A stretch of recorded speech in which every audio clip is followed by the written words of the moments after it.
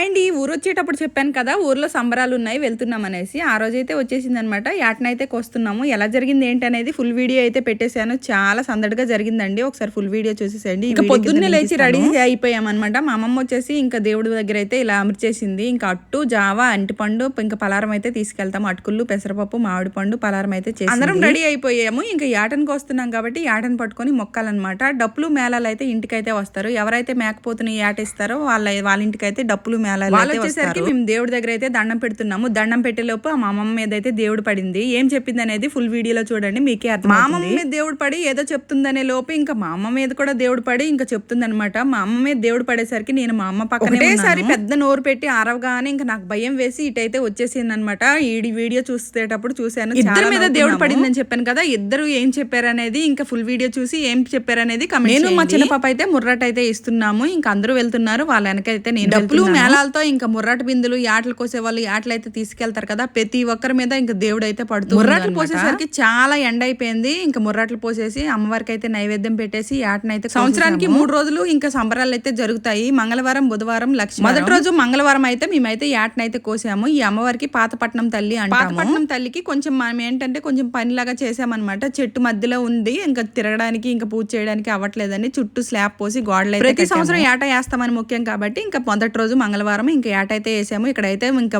దేవుడు చేసిన తర్వాత అందరం ఇంకా ఫోటోలు దిగి ఫుల్ వీడియో ఈ వీడియో కింద లింక్ ఇస్తాను. సబ్స్క్రైబ్ చేసుకోండి అబ్బా, వీడియో క్లిక్ చేయండి. Bye bye.